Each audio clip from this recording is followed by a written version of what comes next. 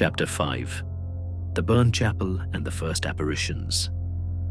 The drive back to the ranch felt longer than it should have. The sun was beginning its slow descent behind the mountains, staining the sky in hues of crimson and violet.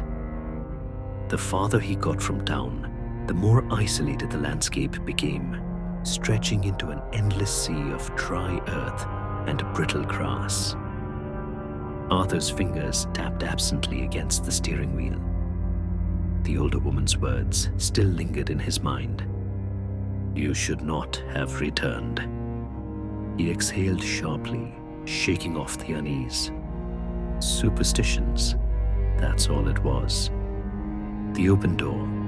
A frown settled on his face as he pulled up to the ranch. The front door was open. Arthur's pulse kicked up. He was sure, certain, he had shut it before leaving. His first thought was that someone had broken in. Was it a local kid? A drifter? He parked the truck, grabbed a flashlight, and went inside. Nothing had been disturbed. The house was just as he had left it, untouched and frozen in time, except for the front door. Arthur checked the lock. It was still intact. There was no sign of forced entry, and there were no footprints on the dust-covered floors. Something wasn't right. His chest tightened, but he forced himself to dismiss it. It had been a long morning, and he was tired. Maybe he had forgotten to close the door in his rush to leave. Still, he shut it properly this time, locking it before heading to the kitchen to make coffee. After eating, Arthur decided to explore the ranch. The property stretched farther than he had initially realized. Beyond the main house, he discovered a set of stables, long abandoned, yet the faint scent of hay still lingered in the wooden beams.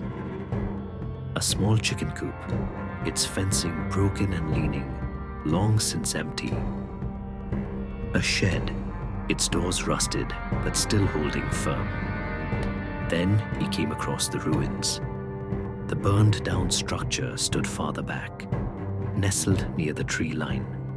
The charred remains of wooden beams jutted up like blackened ribs, and the foundation was cracked, scorched, and littered with crumbled stone and ash.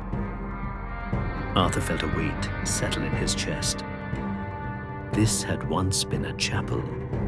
The realization was immediate, almost instinctual. Even in ruins, its shape, the remnants of its arched windows, the stone steps leading to what was once an entrance, gave it away. His boots crunched over the debris as he stepped forward. He scanned the wreckage, feeling a strange sense of déjà vu, as if he had seen this before, though Arthur knew he hadn't. Then something glinted among the ashes. Arthur crouched and reached for it, pulling out a small metal object half buried in the soot. A crucifix. Its silver was tarnished, blackened by fire. The chain was gone, melted away. But the figure of Christ remained, arms outstretched, head bowed. Arthur turned it over in his fingers, a creeping sense of unease curling at the edges of his mind. What had happened here? And why had no one rebuilt it? The wind shifted, carrying the faintest whisper of voices, a distant, fleeting sound. Arthur stiffened. He turned, scanning the trees and the landscape. Nothing, but he could feel it now. That same presence he had felt in the house. Something was watching.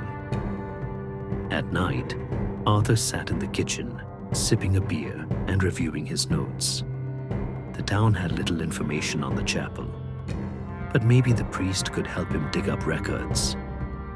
The old journal he had found in the house hinted at a family dispute, a violent falling out between brothers, one of whom had died, and the last living family member missing.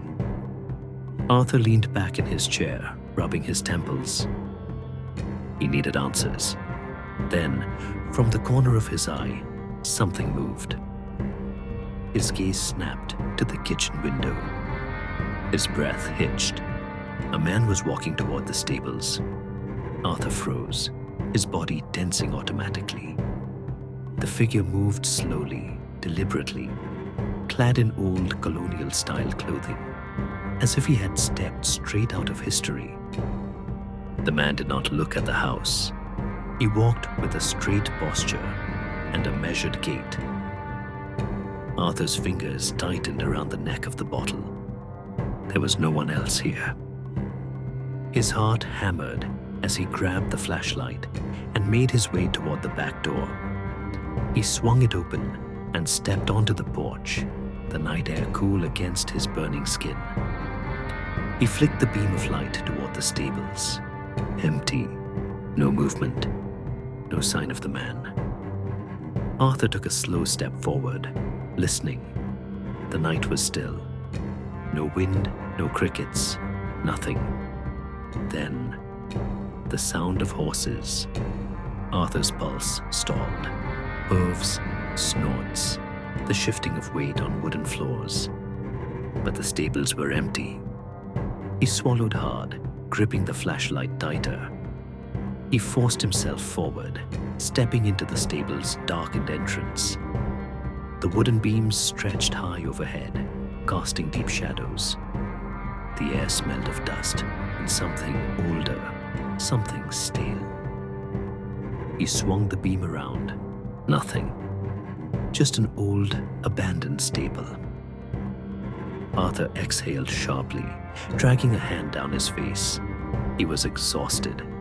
His mind was playing tricks on him. Shaking his head, he turned back toward the house. Then he saw it.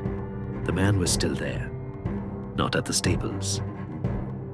He was standing outside the kitchen window now, and beside him, a woman. She was staring directly at him. Arthur's stomach dropped. His breath came short and sharp. He took a step forward, but in that instant, they were gone, as if they had never been there. Arthur stumbled into the house, slamming the door shut behind him. His breathing was uneven, his skin cold. But something was wrong.